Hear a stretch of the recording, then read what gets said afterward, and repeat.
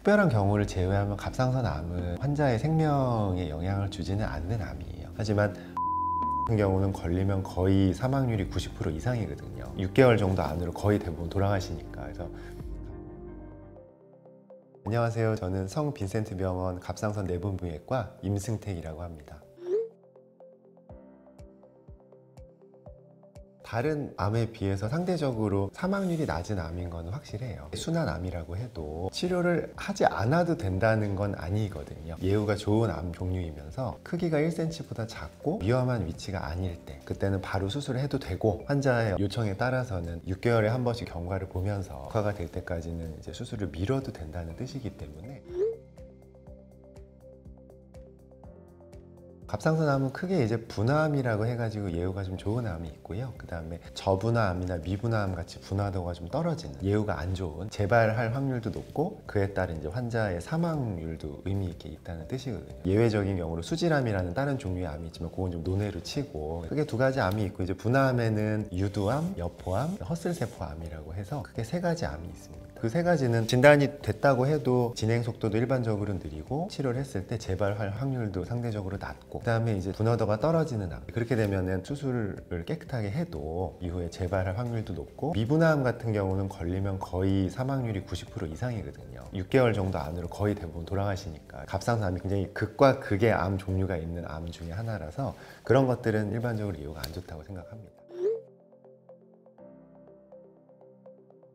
근데 원인이 아직 정확하게 알려져 있지는 않고요. 분화암 같은 경우는 크게 두 가지가 있는 게, 첫 번째로 이제 가족력, 1초 안에 같은 종류의 이제 분화암 환자가 3명 이상 있으면 유전적인 소인이 있다고 생각을 해요. 두 번째로는 특히 이제 어릴 때 방사선에 노출된 횟수, 용량이 많을 때 엑스레이를 찍는다든지 CT를 찍는다든지 이런 검사를 많이 받는 경우는 잘 생긴다고 합니다. 미분화암 같은 경우는 아직 발생 원인이 뚜렷하게 알려져 있지는 않아요.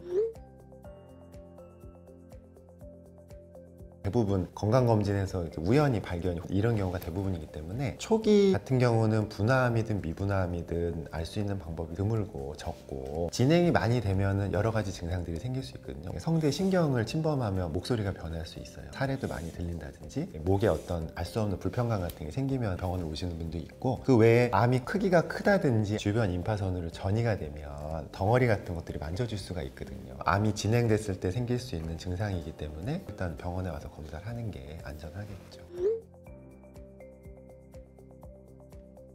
일단 기본적으로 수술이 첫 번째 치료법이고, 그 수술 이후에 보조치료로 수술 이후에 재발할 확률을 낮추기 위해서 미분화암 혹은 수질암에 있어서 치료법에 약간의 차이는 있어요. 분화암 같은 경우는 몸에 있는 암은 다 제거한 다음에 눈에 안 보이는 아주 미세한 암이 남아있는 가능성을 생각해서 제거를 하려고 방사성 동위원소라는 치료를 하는 경우가 있어요. 미분화암 같은 경우는 수술을 해도 다른 데에 전이가 있는 경우가 굉장히 많기 때문에, 그런 경우는 방사선 치료라든지 일반적으로 생각하는 암 치료를 하면서 경과를 보는 경우도 있어요.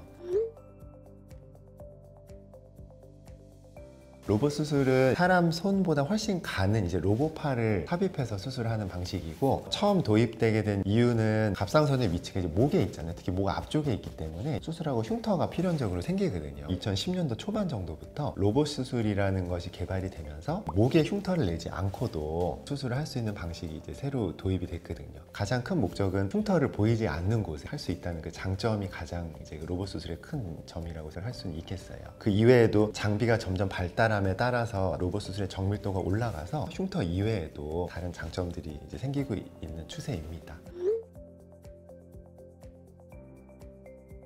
절개 부위를 어디로 하느냐에 따라 차이가 크게 세 가지로 나뉘는데, 겨드랑이 쪽으로 절개를 해서 수술하는 방식이 있어요. 적게는 2cm 정도, 크게는 한 5에서 6cm 정도 이제 절개를 해가지고 이쪽을 통해서 수술하는 거. 두 번째로는 구강 입으로 통해서 수술하는 건데, 수술 안쪽 공간을 통해서 로봇팔을 넣어서 수술하는 거고, 세 번째로는 유륜 쪽을 절개를 해서 수술하는 방식이 있는데, 마찬가지로 셋 다 노출이 안 되는 부위잖아요. 절개 위치는 수술하시는 의사나 아니면 병원마다 다를 수 있는데, 큰 차이는 없습니다.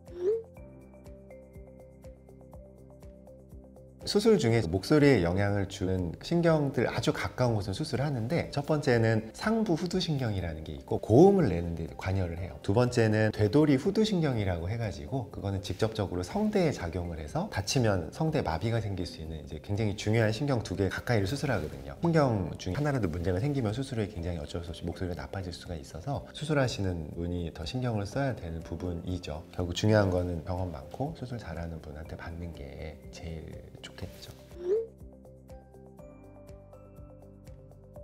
수술의 기본은 암을 깨끗하게 제거하면서 합병증이 없이 수술을 해야 된다고 생각해요. 당연한 거 아니냐고 생각할 수도 있지만 사람이 하는 거다 보니까 수술하시는 분의 그 경험이나 스타일에 따라서 사람마다 차이가 있거든요. 그래서 제가 생각하는 좋은 병원은 암을 깨끗하게 제거하는 수술을 하면서 수술을 생길 수 있는 합병증을 최소한으로 할 수 있는, 일반적으로 생각할 때는 수술을 이제 경험이 많은 분이 있는 병원이죠. 두 번째로는 환자의 감정적인 부분도 좀 지지를 해주고 마음 편하게 해주고 불편함을 최대한으로 좀 줄여줄 수 있는 병원을 선택하는 게 좀 더 도움이 된다고 생각합니다. 특별한 경우를 제외하면 갑상선 암은 환자의 생명에 영향을 주지는 않는 암이에요. 처음에 진단을 받고 굉장히 놀란 가슴을 갖고 오셔도 그게 본인이 걱정하는 것 정도의 심각한 상황은 아닌 경우가 많다라는 거 항상 이제 생각을 해주시면 좋겠고, 암 수술이라고 하면 걱정을 많이 하시는 경우가 있는데 다른 종류의 암 수술보다는 상대적으로는 수술도 이렇게 위험하지 않고 수술 후에 합병증, 후유증 이런 것도 거의 없는 수술이거든요. 진단을 받더라도 너무 과도하게 걱정하지 말고 정해진 치료만 잘 받으면 수술 전과의 삶이 달라질 리는 없다라고 생각을 하면 좀 더 마음이 편해지실 수 있기 때문에 너무 과도하게 병에 대해서 두려움을 갖지 말고 정해진 치료를 잘 받으시라고 말씀을 드립니다.